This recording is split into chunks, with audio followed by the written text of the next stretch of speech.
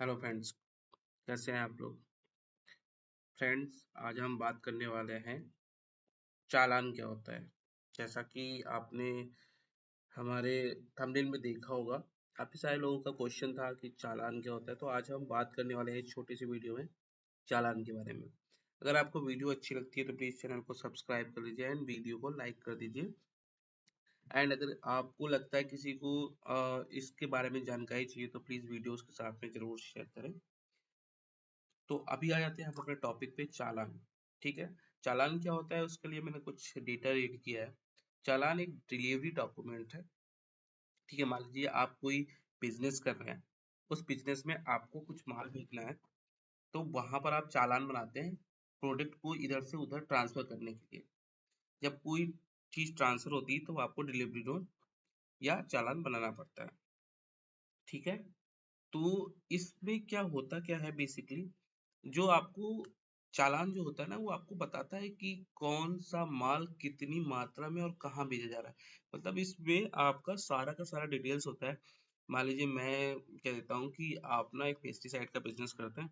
Pesticide के business में आपने कुछ दवाएं जो है वो रिटर्न भेज रहे हैं, तो वहां पर आप जब चालान बनाएंगे तो चालान में आपको क्या होगा कि चालान में लिखा होगा कि भाई इतनी इतनी क्वांटिटी है और ये माल इस जगह जा रहा है।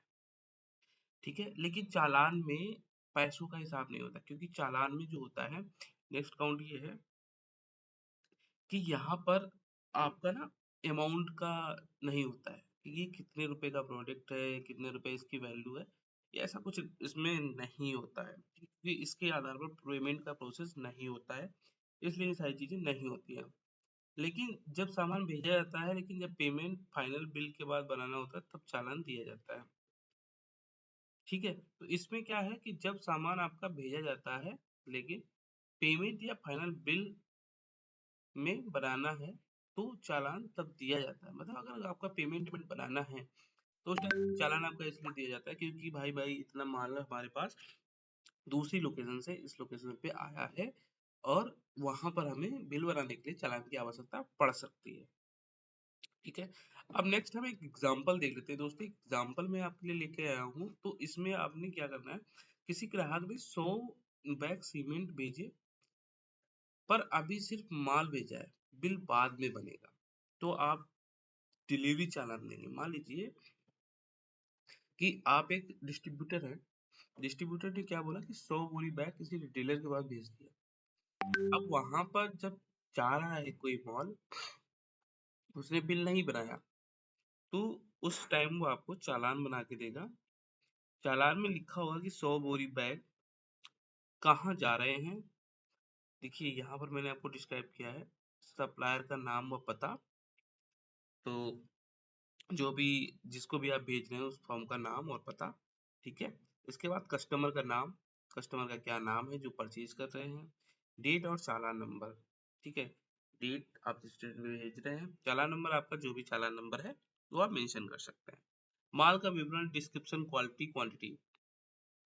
अब मान लीजिए आपने 100 बैग भेजे थे सीमेंट के, तो यहाँ पर आप माल का विवरण डाल सकते हैं कि 100 बोरी अ, है, 100 बोरी कितने केजी का एक बोरी है, उसका क्वांटिटी और टोटल क्वांटिटी क्या है, आप उसे मेंशन कर सकते हैं।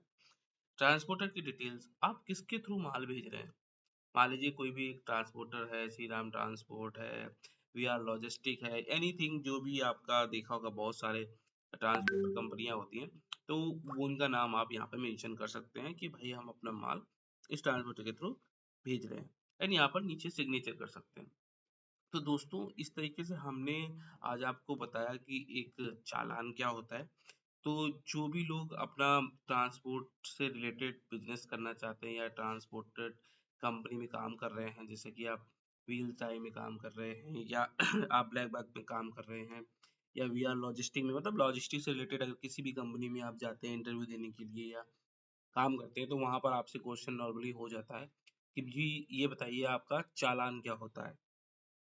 तो अगर चालान के विषय में और कोई जानकारी चाहते हैं तो फ्रेंड्स आगे तक जुड़े रहिएगा। एंड वीडियो अच्छा लगता है तो चैनल को लाइक एंड सब्सक्राइब कीजिएगा। तब तक के लिए नमस्कार, थैंक यू।